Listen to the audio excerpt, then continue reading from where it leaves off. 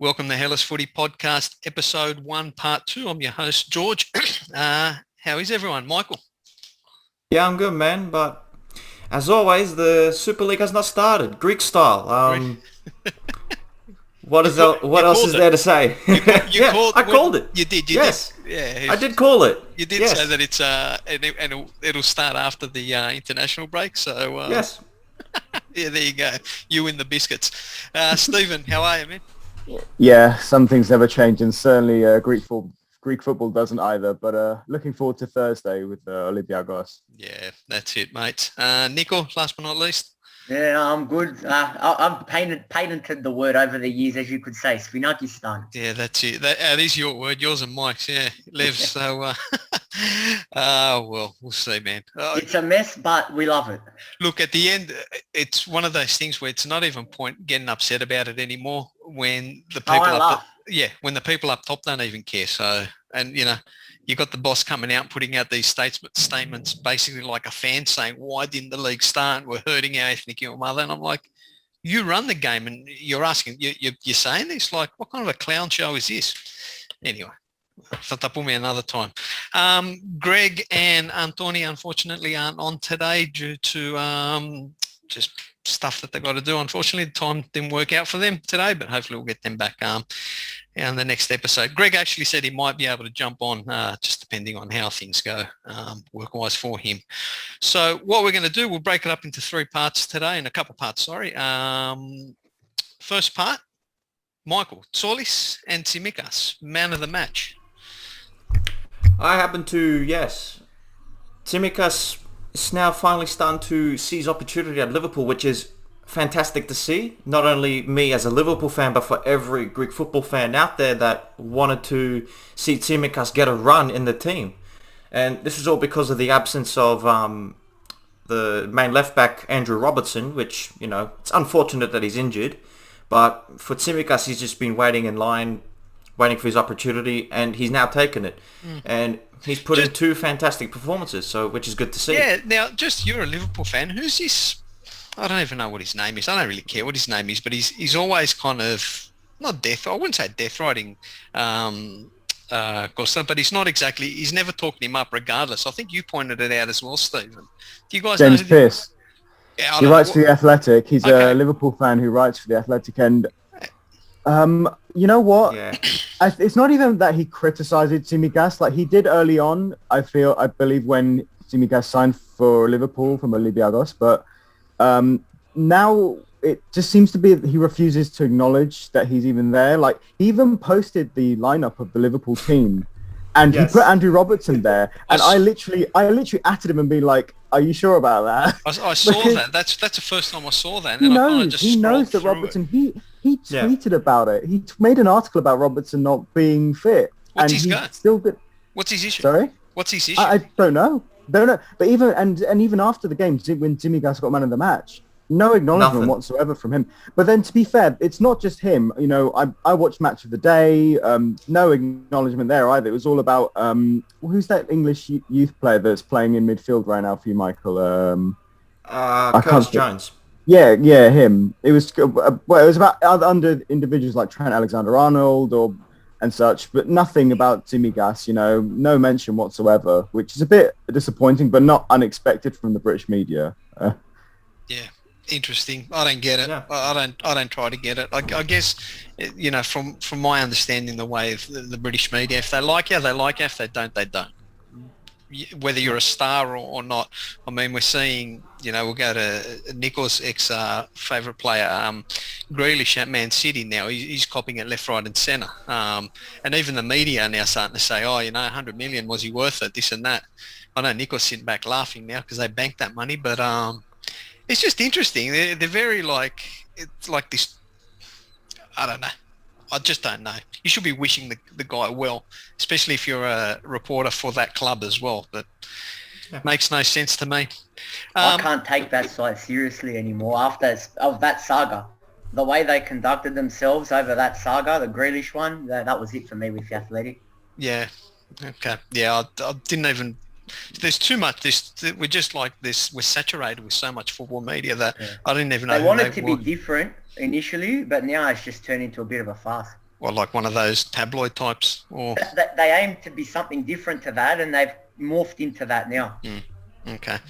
Better left. Yeah. The thing, my problem with the Athletic is they always try to be they try to present themselves as a platform to promote all football, when really it's just top 5 leagues and nothing else. When if you really want to expand your audience, you try and find other things, you know. But anyway, whatever. Bugger 'em. Whatever. All right. So of course they had a good game there, and Tzolis, Michael, you put out a good stat as well on the young man. Tzolis is the first Greek player in 8 years in the League Cup to score a goal since the legendary Giannoulis for Fulham. Yep. Beautiful. That is something out of the blue. No one would probably know it. All I saw was some random tweet, you know, and I'm like, really? Tzolis is the first Greek player in 8 years scoring the League Cup since Gallegos. I'm like, that is a bit odd. And I'm like, you know what? I'm gonna post this up and see how people react to it. And you know, 2 goals, 2 assists. It's a dream debut for him. Yeah. Let's just hope he he cements an automatic start. Let's hope this performance he put in against Bournemouth, it cements an automatic start against Leicester this weekend. Yeah, well, that's right. And his Ethniki Omada and former PAOK teammate as well, Giannoulis, he's copped a bit of criticism over the last week or so. Yeah, that's you know, when you have your first 2 rounds against prestigious clubs, Liverpool and Manchester City, so you're not expecting to play spectacular, but to show some effort. So Giannoulis, you know, I happened to watch Liverpool-Norwich, and Giannoulis did a pretty good job. I don't think he put a foot wrong. It was just some, you know, some costly defensive errors that could have been prevented from Liverpool scoring 3 goals, but that's just how it is, especially when you're a newcomer. But against Manchester City, okay, he did have a shocker, and the manager, Daniel Farke, did call him out for his mistakes. But I felt the comments were a little bit uncalled for. I think, you know, his other teammates as well, such as Timo Pukki, the striker. I saw him just walking around the pitch, and Daniel Farke didn't sub him off at halftime. So, and he didn't call him out. So I just felt that his comments were a little bit unfair towards Giannoulis. Yeah. I think with Norwich though, that I like them. They're a well-run club, and I think they're well coached at the championship level. But when you come up, you can't be that open. That's what cost them ultimately a couple of years back. Yeah. It's like deja vu now. That's not really. That's what I'm trying to say. There's only so much blame that you can put to Giannoulis. Exactly, especially when you're coming up, and then collectively, your wage bill is probably 1 or 2 Man City players' wages. Like collectively, they don't spend. They barely spend. No, they just bank the money, which is a smart thing. West Brom have been doing that for years. They're like the big yo-yo club. That just goes up, takes 100 million out of the bank every couple of seasons. If they last a couple of seasons, they're laughing.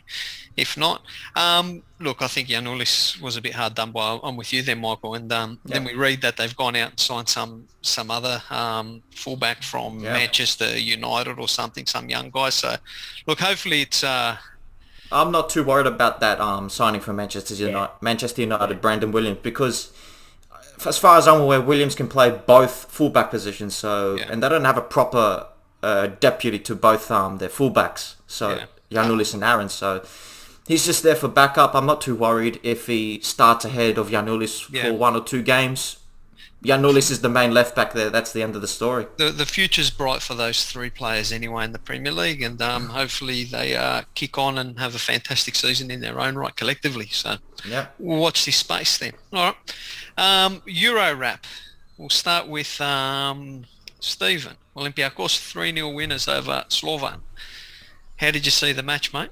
Actually, before you start, you predicted the score. If anyone looks at your preview blog, you said we're going to get a 3-0 win, and we did. So you're the oracle. If I say enough times, George, it'll actually happen. And but you always say 1-0. You're never like outlandish with your scores. I'm way too cautious. Yeah, it's not because of the score. It's not the score I thought we'd get. It's the score we needed to get.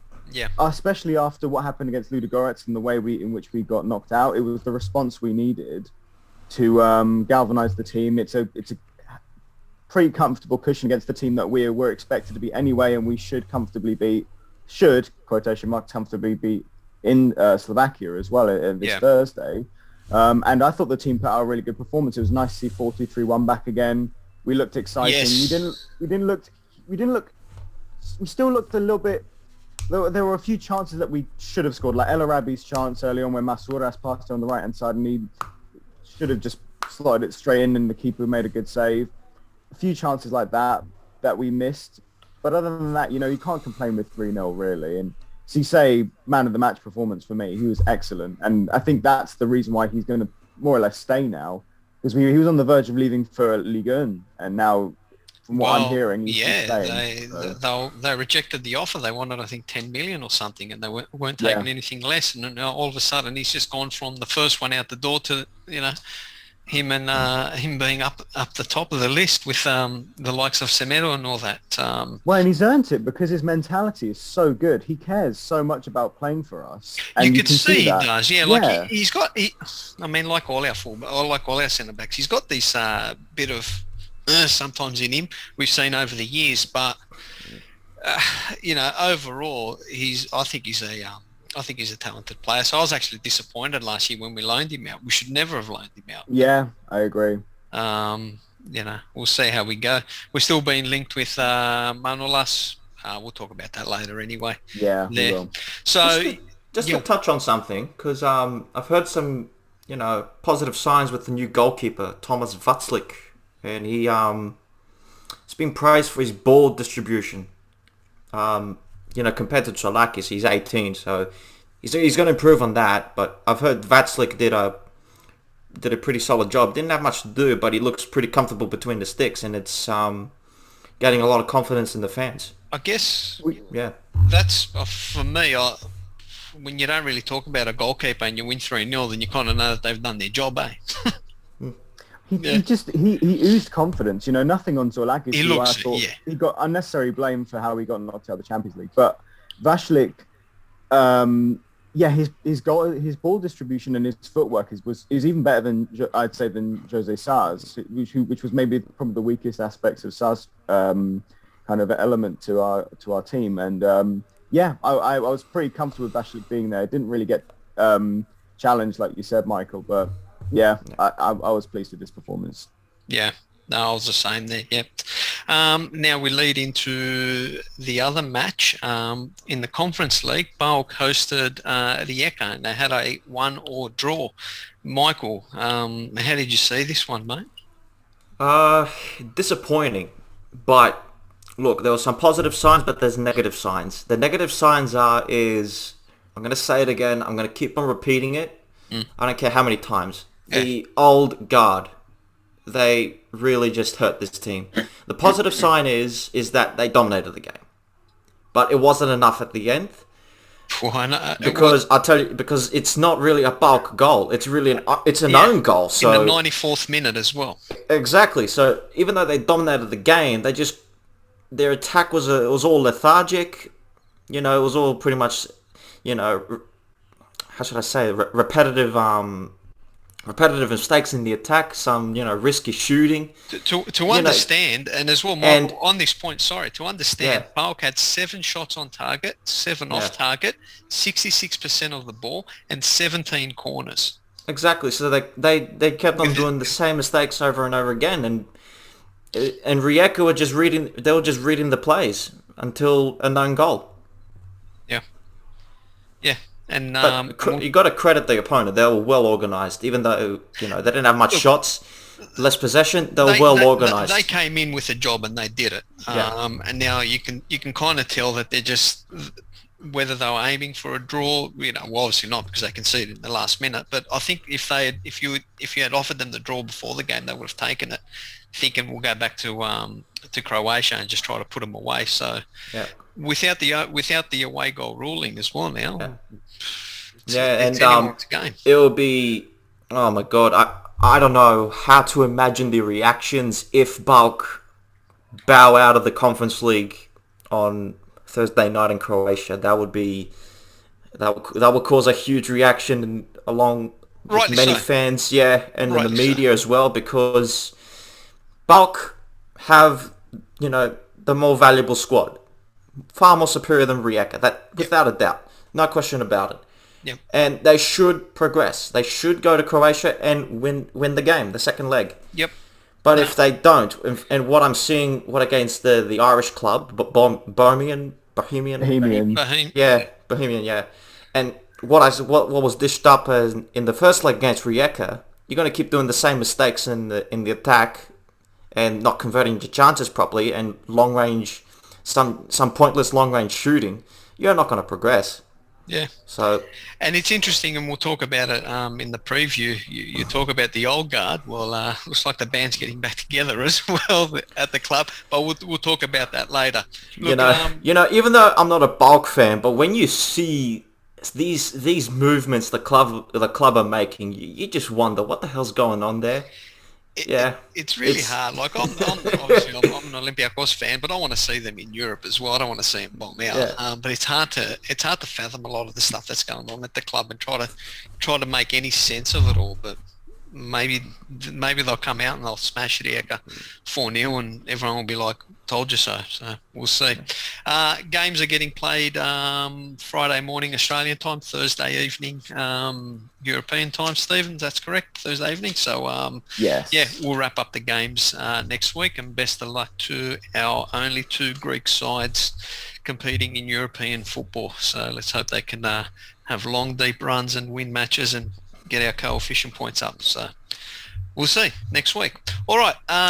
So the main part of our podcast, Michael has compiled a list of all the ins and outs of every club in the Super League this season, and we'll go through the major players because whatever. That's no one will know the minor players. So, and we'll go through the club's alphabetical order, and we'll give ourselves we'll have a chat and see what it thinks, and then we'll see where they finish on the table as well. We'll have a little prediction here. Michael, we'll start with AEK. Yeah, so 13 arrivals so far. So just remember, to everyone, there's 1 week left in the transfer window. So next week is deadline day. Yep. So far, 13 arrivals. Could expect one or two more players. So I've determined 9 major ins. So those are Sergio Araujo, Vranjes Tzolis, Stankovic from Red Bull Salzburg, Gerasimos Mitoglu from Volos, Letalik from Montpellier, Haji Safi, Michelin from Lens, and Amrabat. And I'm just not, Ike, good on Ike. They went and got some good players. But their pre-season form and them bowing out of Europe on the first go, something is not clicking in that side. Yeah. So I'm not going to say, and they're not going to challenge for the title. But if they do, if the squad happens to gel with the new coach Milojevic, we may even see a title fight. Yeah, I don't know. Nicole, I mean, what are you thinking of AEK's transfer season? Yeah, kind of typical really, because their owners have always been harsh in recent years against the owner in terms of him. He spends, but not much, like not enough, if you get me. It's always like it's very structured. He'll spend more of the same. Like he'll go for a player, but he'll go for the player and say, "This is what we're offering you. Do you want it? No, all right, see you later." And then they can turn around and say, to the cheaper alternative. Yeah. And then, so it was almost, initially it was like, oh, they're very ambitious. They're going for these players. But then it's like, they're playing. To me, sometimes it feels like they're playing the fans a little bit. The owner's like, yeah, I'll go for him. This is what I'm offering you. Oh, you don't want it? Oh, well, sorry, fans, we went for him. But, Anyway, well, I mean... I think they'll finish in third. Yeah, well, that's what Greg said as well. I mean, what do you reckon, Michael? I'd say third at best, but it's good to see that there's a change of centre-back partnership in Vranjes and Tzolis, so that would be interesting to see. Well, that was their weakness last year. Yeah, big weakness. And and they sold that Romanian centre-back to Crotone. You're not... The Del Chiaro. So yeah. I was shocked. I was shocked to hear that. I didn't expect Mike to sell him. I thought he was their best centre back last season, but even though he didn't do well, so what was the fullback's name? They sold him too, and he was a gun. Greg was banging on. Vasilandonopoulos. Yes, there you go. Yeah. So Atromitos. We're going to talk about him later. So Steve, how do you reckon they'll finish, mate? Well, I'm looking at their transfers now. They've made some interesting signings. Like I like the Mitoglu one because he did quite well for Volos last season, if I recall. And Hadsafi was unlucky at Olympiakos. I felt he didn't do anything too bad. He just didn't get an opportunity, and it was a pretty poor season when he joined us. Yeah, I think they'll do okay. They put in some reinforcements. Avelas is a good experienced player as well. I'm with Greg's sentiment. I think they'll be at least third. Third, yeah. We've all called it third. All right. Next one, Apollon Smyrni. Okay, so Apollon Smyrni, 9 arrivals, but they don't really. They don't strike me. There's about 2 players there that do. So that's Pamlidis from Bazyanina. One of the standout players last season.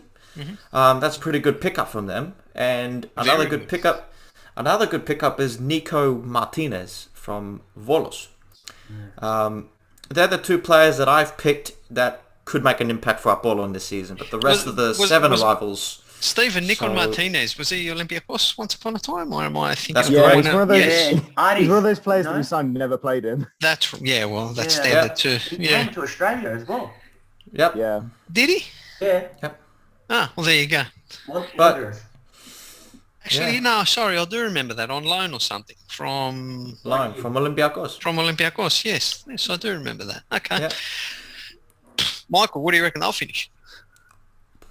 I reckon they're in contention for relegation. Most of the signings don't stand out, but the 2 that I've pointed out, they'll make an impact for sure.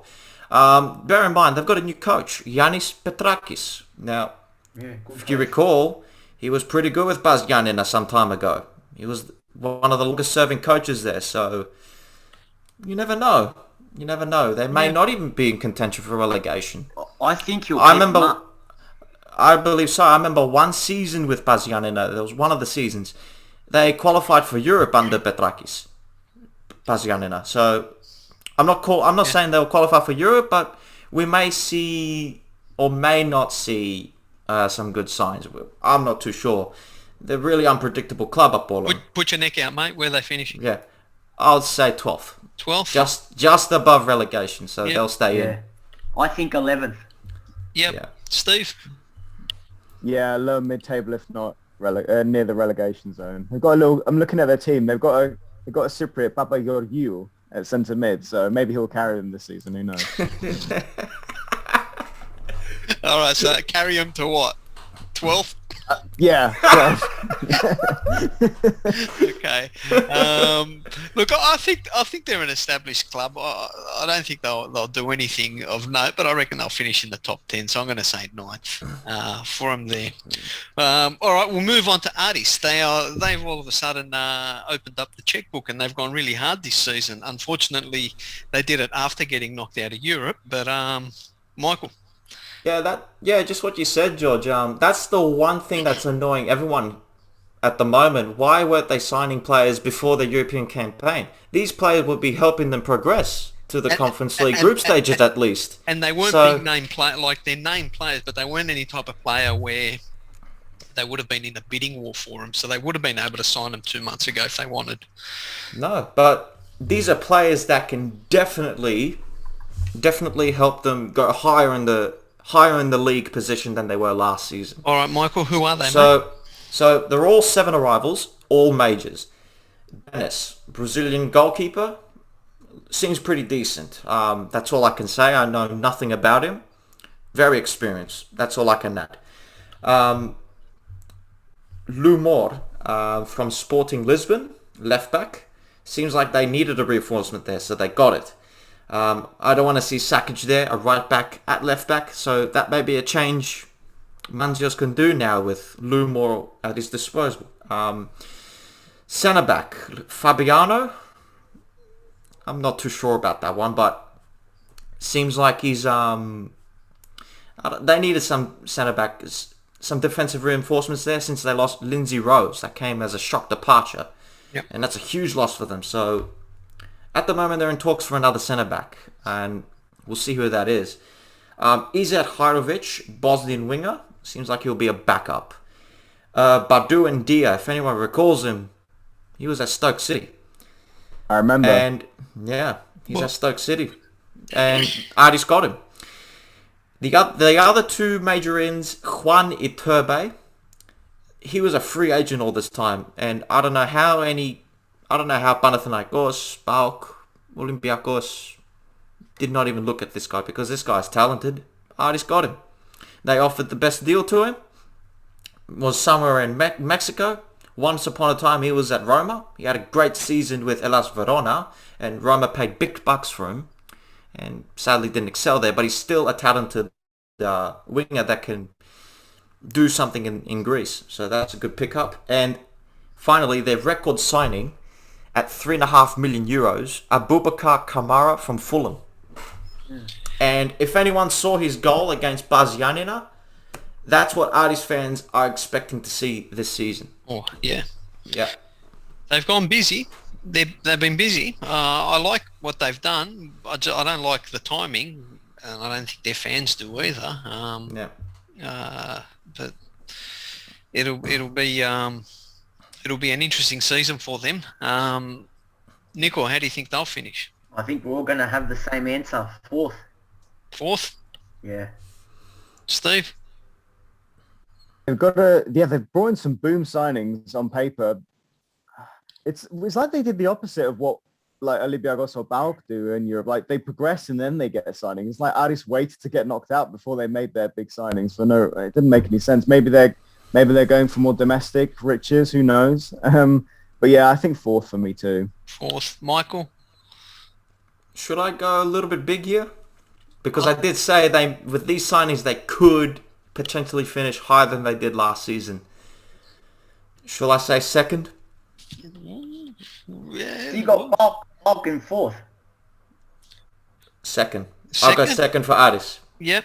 Yep. Okay. Second for Aris. Look, I'm going to go third again. I think I think they'll be up there. It's hard. I don't rate the coach. I've never. Maybe that's me being hard. I think they've done enough, but I don't know if they're going to be able to push for the championship. I think they'll be a distant third. So, but look, it's impressive what they've done. Mitroglou's still at the club. Any news? No. They still want to get rid of him. Yeah. There's been talks about that a lot every week. That I don't know what's going to happen. So, if he stays, he stays. But if he's not wanted, he was going to rip up his contract because he's one. Bear in mind, he's the second highest paid player there at 750k. 700,000, yeah. Yeah. So Artis would definitely want to get rid of him because he's not getting game time and he's always injured. So free up some money and make a couple more reinforcements. I'm going to call it now. Depending on what happens this season with Mitroglou, after Martin's contract expires and he goes, I'm not saying this will happen, but it just feels like such a Marinakis signing to bring Mitroglou in after Martins leaves. I could so see that. 100%. 100%. He's coming home. 100%. Yeah, one way or the other. Will. He's coming home. Yeah. All right. Asteras. A little bit quiet from Asteras. 5 arrivals, 2 majors that I think will make an impact, and well, the Spanish fiesta continues over at Asteras. So if you look at this squad, it's still Spanish. So yeah, I don't mind that. They've got an identity. At least they got an identity. But is it a good thing though, Nico? I think so. I was looking at their squad the other day. They've got 11 Spanish guys and 4 Argentinians. Yeah. So that's over half the squad basically. Yeah. I think they'll do all right. If they're winning, yes. I should say the 2 major ins is a centre-back, Pichu Atienza from Zaragoza. Now I've checked this guy's profile. A good signing for the Super League. At least something. He's experienced. He's 31. Can help out Asteras. And the other one is David Carmona, the right back. I think they got from Sevilla, the B team, to replace Kotsaras. So that would probably be the one to look out for. Probably those two players are the ones to look out for this season, in my opinion. Okay. And how do you reckon they'll go? Michael, we'll start with you. Oh my God. Well, the positive thing is they renewed Milan Rastovac's contract for another 2 years, I think. So definitely they want to make a push for Europe. Finish, because the highest they can finish is 4th for Europe, or at least win the cup. It's a really tough one. It's a really tough one because other mid-table clubs have made good signings, which we're going to get into. Oh, I'm going to say 7th. I reckon they'll miss out on the playoffs. 7th, yep. Nickel? Yep. I've got them just in the playoffs in 6th. Yep. Steve? I'm in between both Michael and Nico because they're either going to just squeeze in or 6.5 exactly. Okay, that means they sneak in, or that means they bomb out. Sorry. So exactly. You know what? I think I will say 7th. I think they'll just miss out this time. Yeah. I'm with Nico. I think they'll sneak in. I think they've done some good work. It's one of those things where the Spanish Revolution that you're talking about is a good thing. I think it's a good thing too if they're successful. If the wheels fall off early, then everyone's going to start saying, "Oh, we just got a team of Españolos in there." Well, the average age of their squad is pretty good as well. It's just over 24 years old. That's pretty good for a Greek team. Yeah. No, it's going to be a two-horse race for that 6th spot, I think, between them and the team we're talking about next. Yes, well, the next one is the busiest team and probably the most impressive team this off-season with regards to transfers, Atromitos. Now, Spanos said he was leaving sometime last year, that he was going to leave the club. We haven't heard anything to say that he has left the club. I think he's still there. He's there. If anything, he's gone hard in the market. Maybe this is his last hurrah. Michael, hit us with that impressive list of purchases. Okay, so they have done a total of 12 arrivals so far. We could expect a few more. We never know. Or this could be their transfer business done. So I've pointed out 11 major signings, but there's one left out because I think that's a little bit what can I say? A mess signing. So the 11 major signings: Matias Pisano, winger from Argentina. Vasilandonopoulos, that's the shock departure from AEK. He's joined Atromitos. He'll be their main right back. Another big signing, big coup. Former PAOK striker, formerly of Atromitos as well. He had a big season there. That was his breakout season. Yep. Breakout season, and he was the top scorer. Scored over 20 goals. Efthemis Giannoulis to lead the line this season. Where am I? Bedinelli from Apollon, the standout player for Apollon last season. That's a pretty good signing there as well. Giannoulis, I think came from Bazianina, if I remember. Decent player last season. Maybe it could be like a deputy player, utility. If there's like a crisis, he'll come in and fill in the job. Danny Castellano from Las Palmas, a very experienced left back. Can also play in the midfield. Now there is talks that Atromitos will sign his twin brother. So that would be interesting, but nothing's evolved yet. Hadzi Isaias, another former player, he's come back. Klonaridis. Now we all know him. Oh yeah. Klonaridis, yep. Victor. Former yep. The Belgian Greek. Ugandan. Yeah. Ugandan from Belgium, Greek, yes. Great. Yep. Yeah. And Kenan Piric, goalkeeper. Spiridonovic, formerly of Banyonios, one of their standout players back when they were in the Super League. And finally, and Steve may know him, Georgi Denic from Apollon Limassol on loan. I vaguely know of him, yeah. Busy window. And let's bear in mind, they got the Volos coach from last season, Angel Lopez. Yes. But I just want to say something with Atromitos, with their pre-season. They came up against Spanish sides and they got belted. Absolutely belted. But that doesn't mean anything. As long as the team is clicking or something, or they're showing something positive that could translate into the championship, You never know, because Angel Lopez did some good things with Volos last season.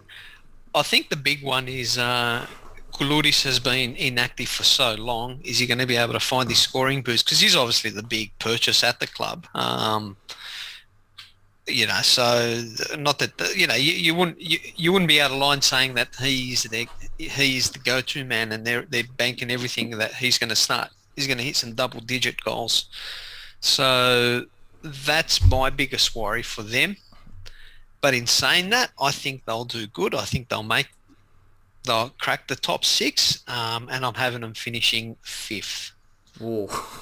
Yeah. I see where this is going. Yeah, he's going to put us in 6th or 7th.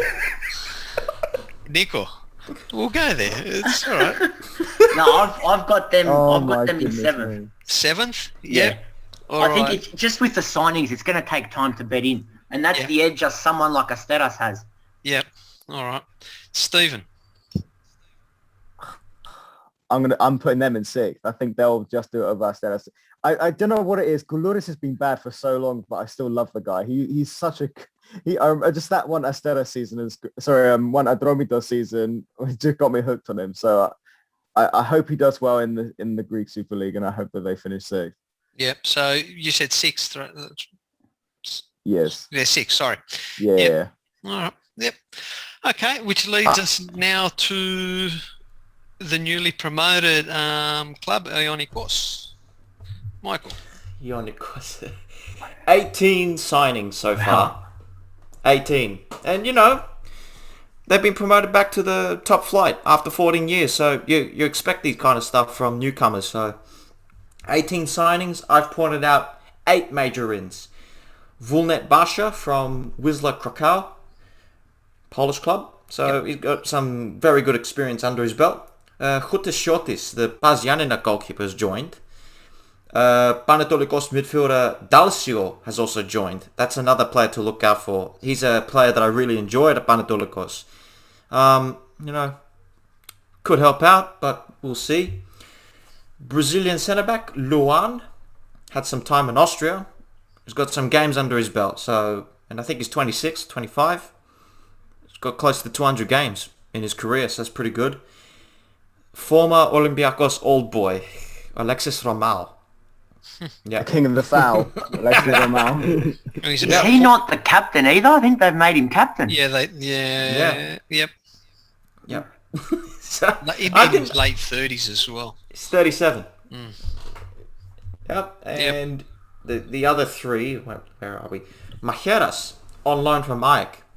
20-year-old ringer, he's just there for game time. Now, that's one that I did not expect to happen. I thought AEK would keep him for this season. But, these things happen. Yeah. But, he's there for game time. He should be a shining light for Ionikos this season. If he does be a starter for the club. And the other 2 is Rogerio Turam. If anyone remembers him from Lamia, he did hit some form around December, January, a couple seasons ago, and then he just jetted off. Then he just disappeared to Turkey. Did nothing there.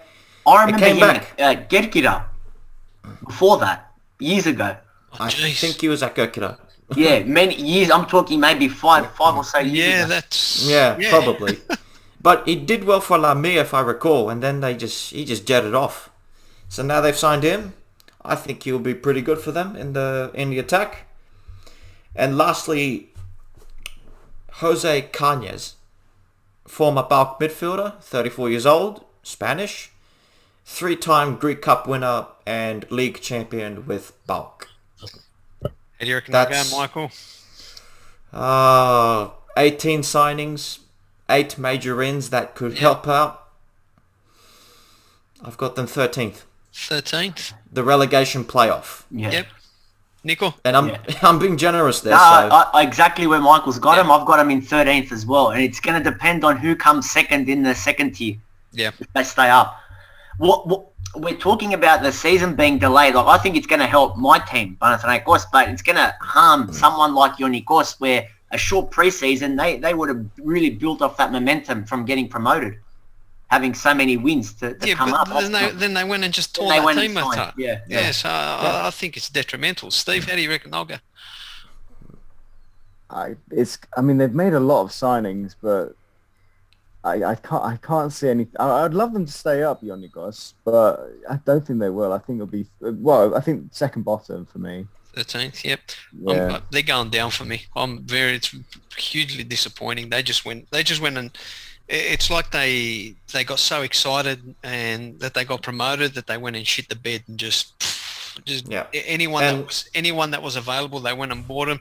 They've dismantled anything that's would look like the promotion winning side. I think that is the worst way of doing business because they don't have a big budget. So these guys wouldn't be on big money. There are a lot of veterans. They're journeymen. They're going down for me, I reckon. And I reckon. Sorry. The only thing they've retained. The only thing they've retained is their coach. That's it. Yeah. But even then, that's not anything fantastic. He got them up to the Super League for the first time in 14 years, which is great. But he didn't rectify the defensive problems last season when they won the league. So that could be a problem for them. Look. Despite the new signings, it probably won't change. To my point as well, I think half these guys aren't even going to be at the club in January. So I don't like what they've done at all. But if anyone knows how I tip, I'm not exactly the tipster. So. Also, George, it'll be the first Perez derby for a very long time as well. Yeah, well, I mean, look, I hope they do well. They're a well-known club, but I just don't know. They went and just bought a whole new team and a whole new bench. So anyway, we'll see how they go. All right, next, Lamia. 9 arrivals and mostly a Greek, which is pretty nice to see. And the 3 major ins are Greek players. One being Eleftheriadis from Pazianina, also one of the standout players for them last season. So that's a pretty good pickup from Lamia. So I'm very happy to see that. Yorgos Manousos is another good pickup from them. Yeah, top signing. Yeah, top signing. Very, he's a proven goal scorer. At 33, 34, I think, he's still going to score goals. So, yep. And the last major in that I pointed out, I don't think we reported on it. I think we missed out on it. Savas Gentzoglu. Big Sava. Yeah, he's back in Greece. That's Lev's favourite player. That's Lev's favourite player. Big Sava. Yeah. Okay, he'd be... Oh, geez, I remember when we were doing the Greeks abroad, I think he was kicking around in Iceland. He did... Saudi Arabia. Well, last, yeah. So, yeah, look, he's long in the tooth, so, but I think, Yeah. Well, interesting. All right, how do you reckon they'll go? The other interesting thing... interesting thing is he's only 30. He's been around for such a long time, and he's 30 years old. Jesus. Okay, I thought he was more. I thought he was older than that. Much older. I think he made his debut at 16 for AEK. That's why he's been around for so long. And I'm just having a look now to see when he. Yeah, look, he's only 30 and he's been everywhere. He did when he was 16. He debuted for him as a 16-year-old. Yeah. He had just turned 16. Yeah. Good on him. So, okay. Then, so, in regards to Lamia, where they will finish, at least they kept, Michalis Grigoriou. I badmouthed him last season.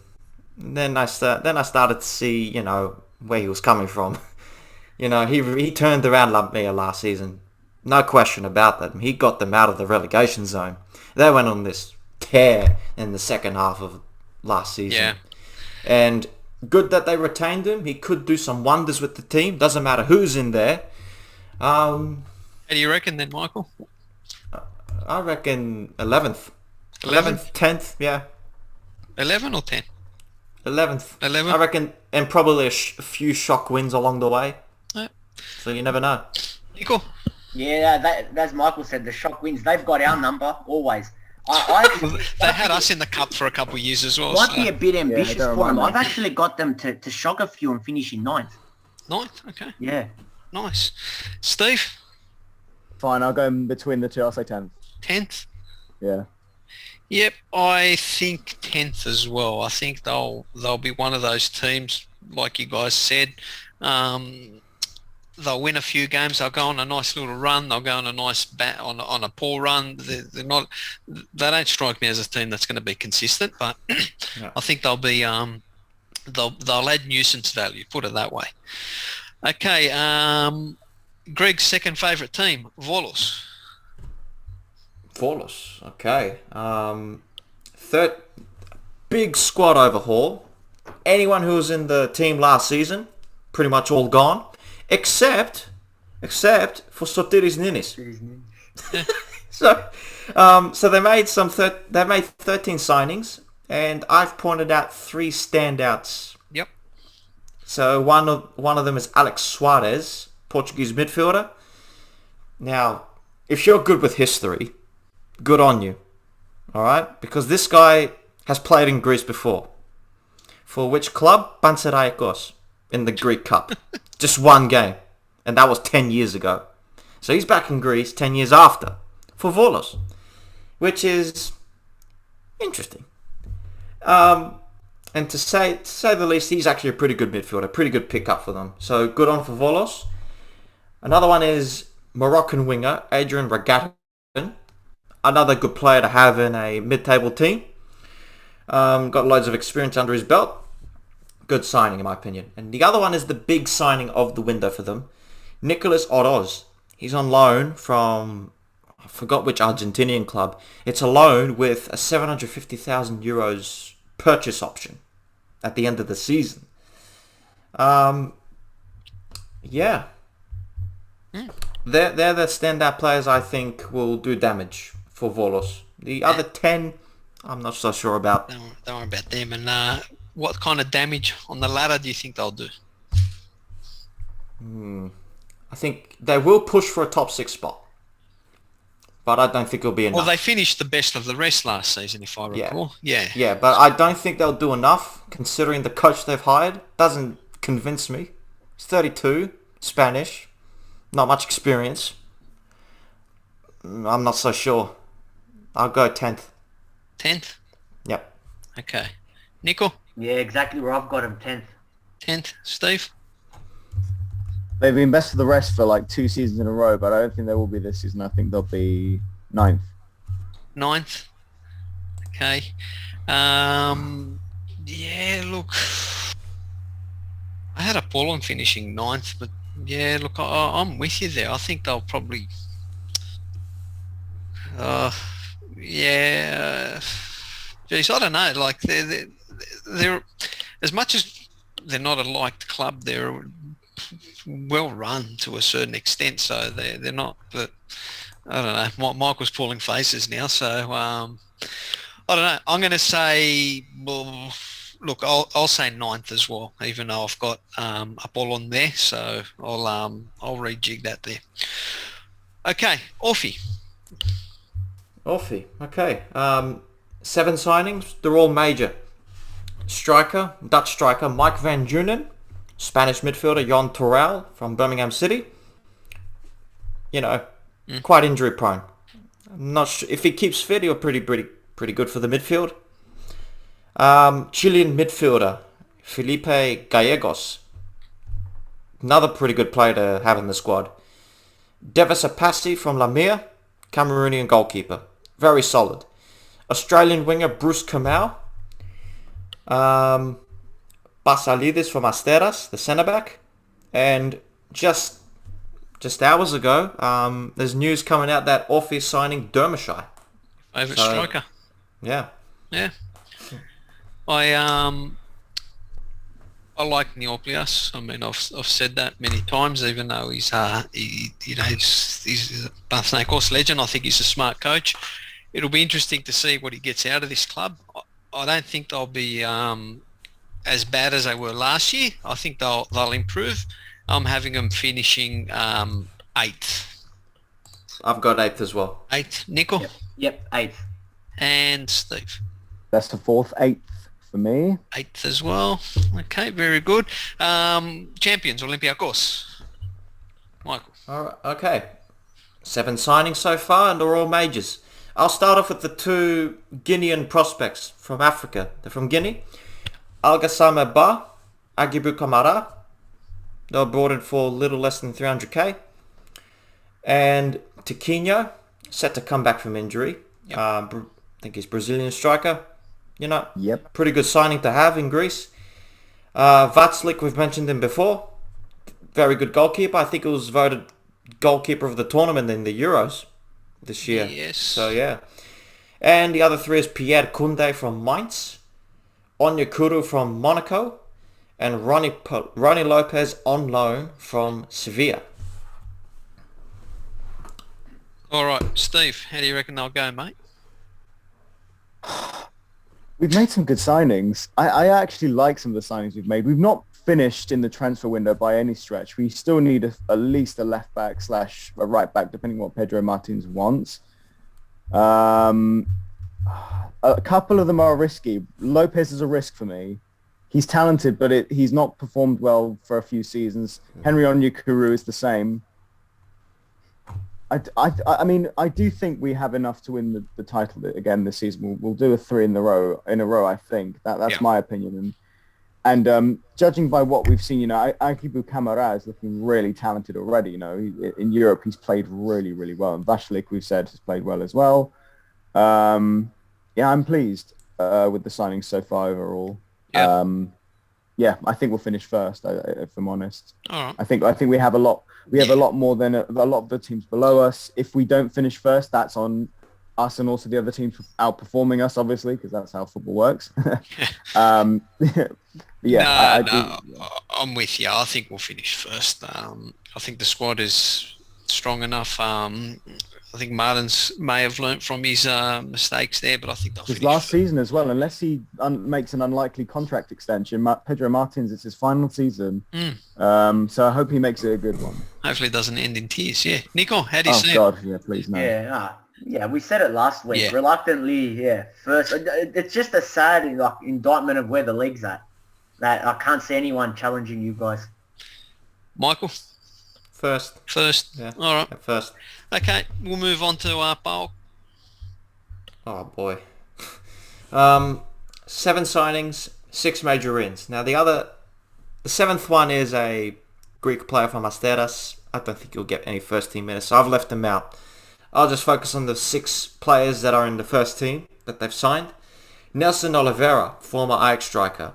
Unfortunately, he'll be out for 6 months with an ACL, which is unfortunate because he had good signs in pre-season.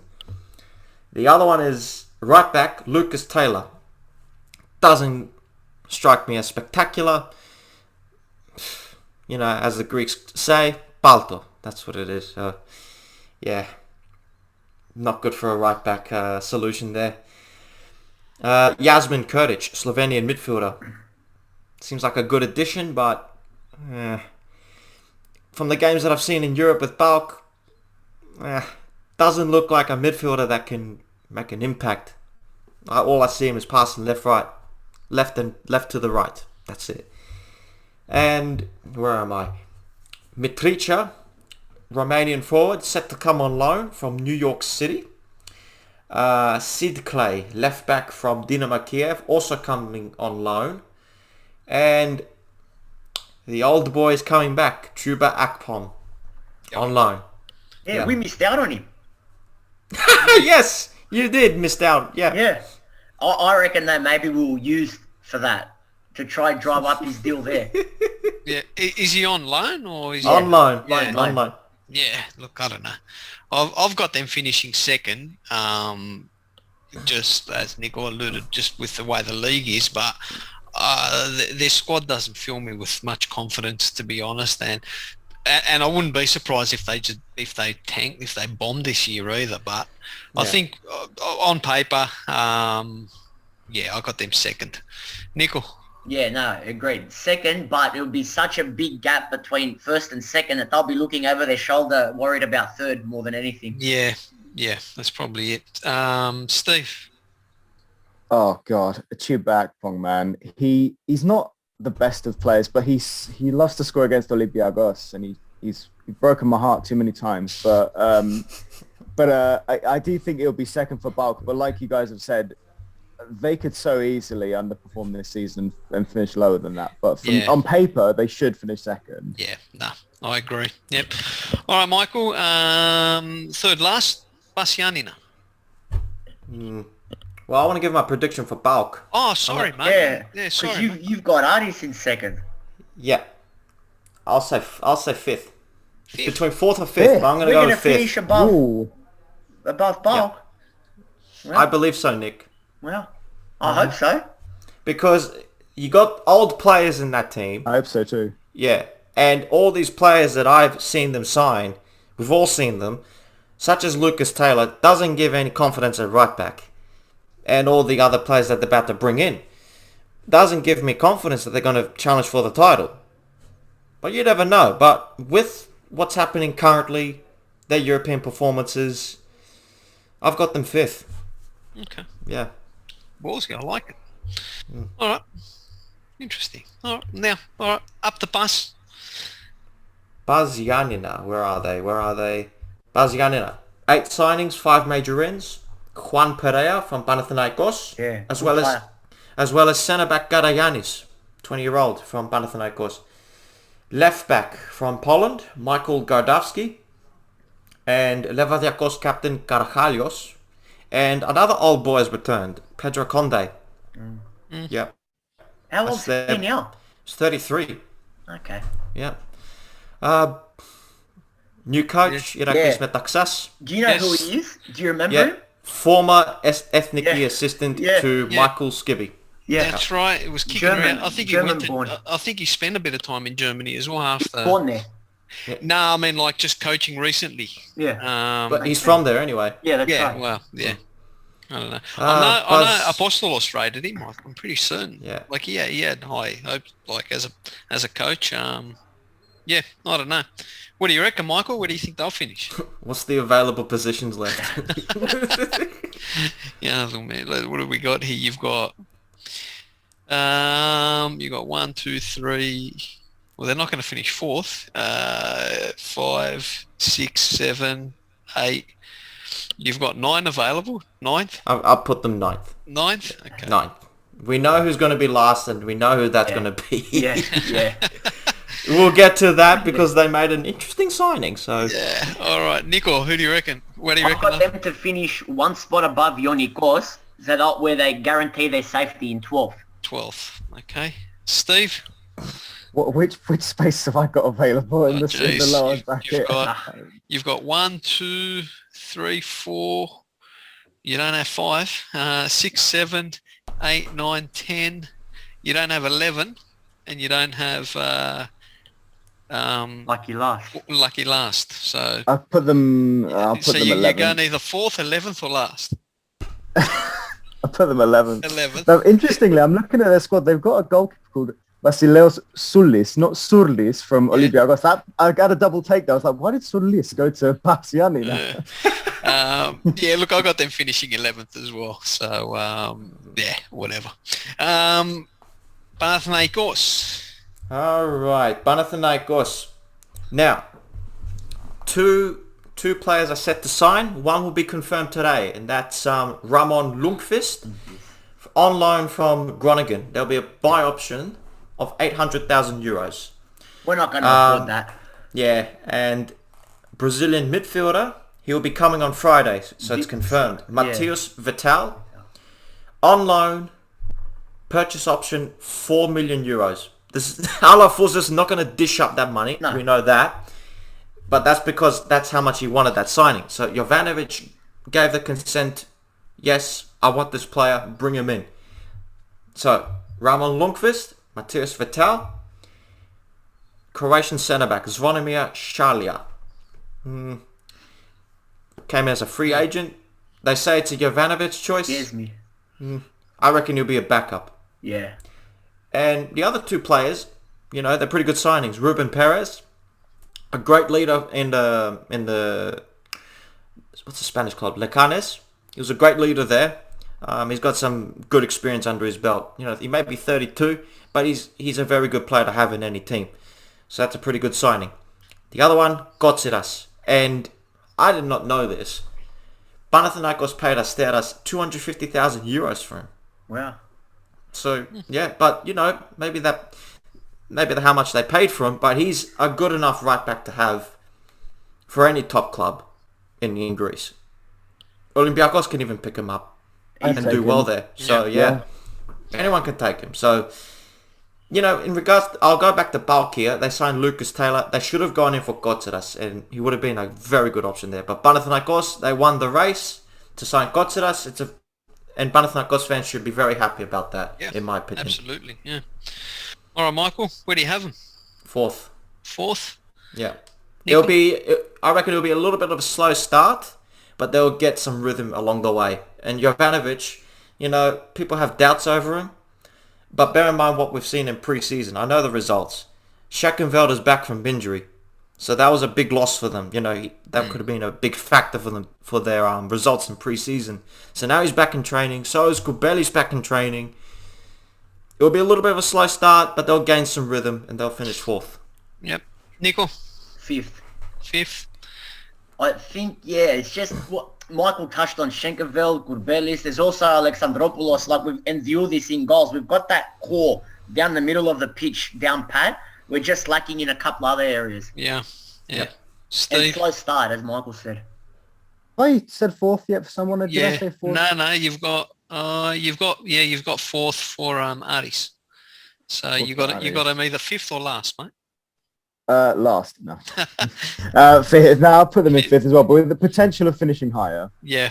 Look, this was a one that I got him finishing seventh, and this is a season where I think, well, if the Putana is going to happen, it's just going to fucking chill. It's just going to blow up at Panathinaikos. They haven't addressed the main issue, the striker. For me, you've got the nucleus. The back line is fine. The back line is a top four back line. Even in the midfield. Your back line is fine, but when you've got these just duds and they're earning so much money, and that's why you can't shake them either. There's four options for striker. I just hope he chooses the right one. Yeah, so look, then that right one for me would be Giannoulis, because he's the closest thing we've got. Even though he's young, just stick with him. Yeah. He's the closest thing we've got, that someone that can stick the ball in the back of the net for a 1 goal every 2 game return, 50%. If you get 1 goal every, that's a 15 or so goal a season, and that's a great return. Yeah, look, I just think. Look, all jokes aside, everyone, you'd be a fool to say you don't want Panathinaikos to succeed in Greek football because they're a big club and they deserve to succeed. But I just think that they're stuck in this rut and they just can't get themselves out of it. Well, and I think it's a rut. Even fourth would be a rut. Honestly, I think there's no goals in the team, and that's what worries me. There's no goals. I just can't see it. And that's, I think, there's going to be times where you're going to be dominating games like you did last season, where you were jagging 1-0 wins, but you can't do that. Like, it's unsustainable. That's the key. We're going to have to still rely on that defence to keep clean sheets, to ease the pressure, ease the burden on the attacking players, to only need to score 1 goal to win a game. But the flip side on that is that the defenders are also going to be downtrodden when they're doing all this hard work and they're looking at the strikers and they can't put them away because they're making the wrong choices, whether they're passing it or shooting it and all that. Another big thing for us is going to be the fans coming back in the grounds this year. That could either help or hinder. Yeah. I mean, it wouldn't shock me if we see games get called off, especially derbies. But then the flip side of that is I think it's going to really drive the players and kick them into another gear in some big games. Once again, I hope they succeed. I hope they make the top 4. Happily eat my words there. I just think this is a season where you might find that you're not going to have a good one, and Alafouzos might be the time where he walks away. I hope so. Yeah. Well, okay, here's a question for you, Nico. If I could say to you, you're going to finish 7th or 8th and Alafouzos is going to walk away, would you take it? Of course. It's 12th. Or would you rather finish 2nd and he stays? No, 12th. 12th? 12th. Sacrifice 1 badgie, then we really go at it properly. Would you take a championship win with him? Yeah, well, that's it's a stupid question. Yeah. All right, hey, guys. They've got one. They've got. Would have got me thinking was the Greek Cup. The Greek Cup. I was just going to say that. I don't know. Yeah. I don't know, because I'd take a Greek Cup this year. I would. Yeah. Well, Yeah, I think badly taken. And I think that's where you guys are going to probably push to try to get yourselves back into Europe. We say that every year. I say it too, but it never happens. There's always a banana skin at the end, isn't there? Yeah. But look, there's still a bit of time with the transfer window, obviously. So if you can pick up a striker, or so, or just something with more an attacking type of. An attacking mid type of player or a striker. And if you can get rid of Maheda, that ain't happening, but... no, there's a few more. He's not alone. There's a few more. There is a few more, but unfortunately he's the one that's taken up such a big chunk of the wage bill. That At least you guys got rid of Sankare, another one that was on a huge wage bill, and Ulfi Beck. He was spending that money on the hospital bill, so... Oh, my God. I think everyone called it. Even neutrals called it that he was going to be a dud signing when we first signed him back then. You got rid of Sakare, got rid of Ulfi Beck, Golovos somehow killing it in Moldova. Yeah. He's gonna make history. He's going to make history today and tomorrow morning for us. Oh, my God. It's going to... cause a huge reaction in the media because he was unwanted at Panathinaikos. He's in Moldova about to qualify for the Champions League. Yeah. Great goal. Oh my God. Great goal. Yeah. Yeah, no, it is a great goal. Yep. All right. Last but not least, and everyone's favourite team, Panathinaikos. Yeah. First things first, Giannis Anastasiou back in coaching. He's the coach. Yeah. I don't think he will last. No. He didn't last with Atromitos. Former Panathinaikos coach. Oh, okay. He's got his boys there as well. He's got Kumis and Marinakis. He's all Panathinaikos boys there. Yeah. Nikos Marinakis. Karelis. The left back. Karelis too, yeah. Karelis. Apostolakis is there. I don't think he was an old boy, but he may know him. But he's not a standout player, Apostolaki. Yep. I've got about 5 of them here out of 12 that they've signed that are standout players that I think will do well for Panathinaikos this season. It's the goalkeeper that they've signed, Diego Rodriguez. Very good experience under him. Solid goalkeeper.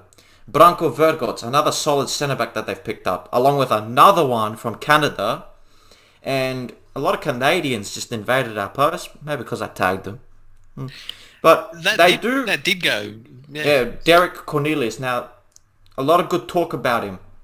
And they were sad to see him go because they really rated him at Vancouver or Montreal, I think. One of the two, I think. He's in Vancouver. Hold on, 18-month loan. So he's going to go back at Christmas time.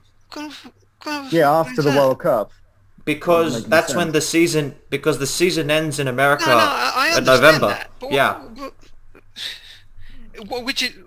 is this a step up for him career-wise, or is this a step down for him? Because if it's no idea. Because if it's a step up for him, he should be saying, "No, I'm going to finish off the season. What's the point of doing half a season?" It's just. But yeah, we'll see how it goes for it because that's a player to look out for. That's why I considered it major. We'll see how it goes. But we know with Panathinaikos they chop players left, right, and centre. They went through a squad overhaul. Anyone who played last season. Barely in the squad in this season, so that's typical Greece. I should add. So Diego Rodriguez, Vergots, Cornelius, Honduran international Debbie Flores. Now he won't be going on international break. It's been confirmed, if I read it correctly. I think they put out a club statement, and he won't be going.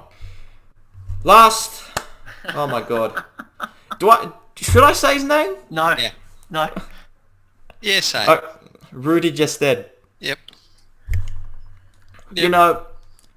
That's why, from all the pickings that I've done, predictions, that's why I have them last. Rudy Gested. Nick, that's your favourite striker. Oh my God. I remember when we first signed him, even before that I remember him, he tore it up for about 6 months. Now you're talking at Aston Villa. So. No, before that. Well, Blackburn. Blackburn. Yeah. At Blackburn, he was a monster. Run. Yeah. And I was. And after that, when we signed him at Villa, because he came in essentially as Christian Benteke's replacement back then, scores the winning goal on his debut. Scores the winning goal at Bournemouth on his debut. Then we go on to win another 2 more games in that whole season and get relegated with 17 points.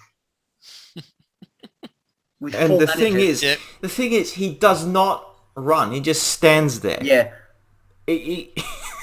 I saw him a few weeks ago. It's tragic. It's tragic.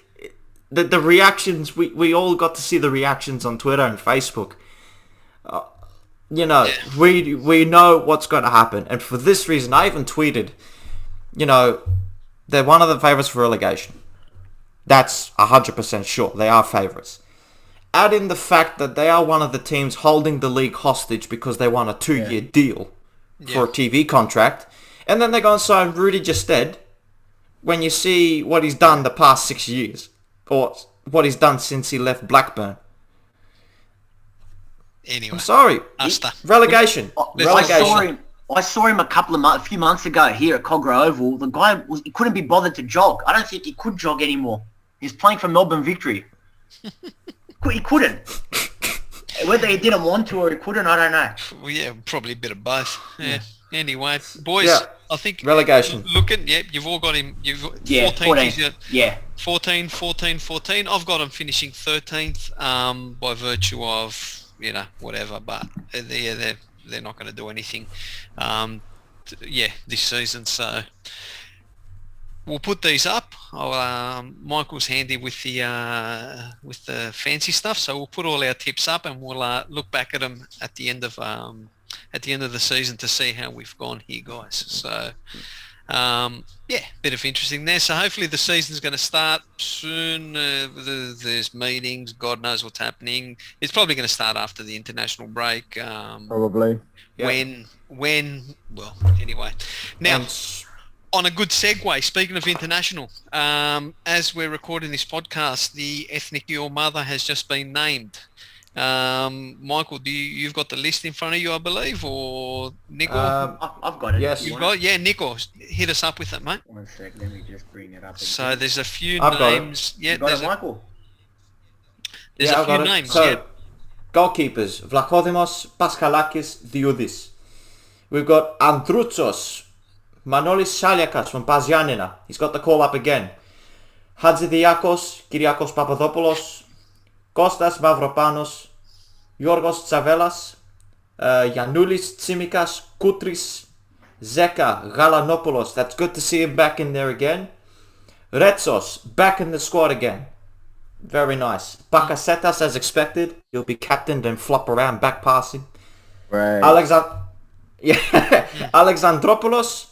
Now, this is the interesting one. That's a great that one. I like it. This is the next interesting addition. Yanis Papanikolaou in Poland, and his team is in the Europa League, I think, or about to qualify. And he's actually the main player in the midfield there. He's a box-to-box player, a bit like Alexandropoulos, but a little bit more offensive-minded, and also can play wing. That's very good. Bouchalakis back in. Siopis, Vrusai back in the Ethniki squad. Yoros Masouras, Fundas, Limnios, Tzolis, Mandalos. To be honest with you guys, I didn't expect him to get called up because he's carrying a little bit of an injury, I think. But he's back in there. Yeah. Pavlidis and Douvikas, 28 players. 28 players. One new call-up. Yanis Papanikolaou. Okay, Yakumakis not no Yakumakis. Yeah. And No Kyriakopoulos. It's a headache for John Van Skip at left back. Yeah. But Koutris, I don't mind it. So yeah. Yeah. But Yakumakis not in the squad. That's his fault, Yakumakis. That is shocking. Yeah. Yeah, look, but to be honest, right, and this is what I don't understand. Like, it's not like he's thrown his toys out and he's gone back to Crete and he's sitting on his ass waiting for a move to happen. He's obviously training with the team. So, so if he's training, like a lot of the guys, half the guys are different. Training to playing, it's different. Yeah, but like the Greeks, the Super League Greek guys aren't. What are they doing? There's a good chunk abroad though. The ones like if you talk about Tzolis and all Tsimikas. No, but if you talk about like Masouras and all that, what they're playing like. Well, he's playing Europa. They're playing Europa, okay. Alexandropoulos, Bantalos, I don't know. Like this is the issue that I always have with Van Schip. He just makes these decisions. It's like the guy isn't a bad egg. Like, okay, forget about that whole situation. He's not a bad egg. Put him in the fucking team, man. Like, it's just frustrating because this could be the difference now in these games against Sweden and Kosovo. They're so important, and not having must-win games. Yeah, and not having Giannoulis there, it could be crucial. Just exactly put him in the team, and then put him in the. I mean, you've named the 50-man squad, so name a 50-man one squad. See how he looks at training. If he looks unfit and he looks off the pace, fair enough. Okay, but. The flip side of that is that the number 9 for the Ethniki is cursed. You can put anyone up there, and they just seem to struggle. I think Kosovo, especially. We'll talk about this in length. Yeah, and we won't talk about it tonight. Yeah, I'd be looking at 2 up front in that game. Yeah, Tsimikas and Fundas, or maybe Pavlidis. Look, we'll see, and like you said, Nickel, we'll let it slide for now. So that's the team. We'll see what the reaction is and what Van Schip his thought behind putting this team together is as well, and we can discuss it further in the next podcast. But look, the team is what it is. I think overall, I think everyone is to be expected that side. I just think Giannoulis should have been in there, but I tend to agree to a certain extent having Giannoulis in the squad, but take into account that Pavlidis, Tsimikas, and who's the other striker? Tzolis and Funtas, they're training and they're with the teams. The thing with Giannoulis is he should have had his transfer in June and July at his new club. He's still at Venlo. That's not his fault. I think did he? I think he might have become a father back in. Yeah, he did. July. So that might have delayed things, but I think that's why he didn't. Yeah. That's why I didn't pick him. Yeah, deadline week is coming up and still nothing. I don't know. Frustrating is the word. I think he's not a bad egg, and the coach talks about all that kind of stuff. I mean, he says one thing and does the other. So look, I'm not going to hang the coach. I think big games coming up now. We'll talk about them next week anyway. So we'll see. So that's a lineup, guys. Look, we had one question someone put to us on Twitter when we put the post out that we're recording this podcast, and it was, again, unfortunately, it was a Panathinaikos type of question. So we'll throw it out to Nico here. Unfortunately. Look, it was from 7 Giannoulis at 7 Giannoulis. Panathinaikos, who do you think needs to leave other than the owner? Also, what does Greek football need to turn things around? Nico, in 30 seconds or less. Or the owner, yes, of course. It's been a revolving door, even technical directors. Marqueta's got to go. Carlitos has to go. Half the squad, even Hadziovanni's become too complacent. Aitor, a lot of it. Yeah. It's in those attacking areas, though, the wingers especially, and strikers. So thanks, 7 Giannoulis. As for the Greek league, well, I think we all know it. We need to blow the league up and and see what falls and what can be salvaged after blowing it all up. So that was needed 10 years ago. Yeah, well, and I don't think we keep saying we hit rock bottom. No, nowhere near. I don't think we have. Nowhere near. We haven't yet, and that's a sad thing. That's a sad thing.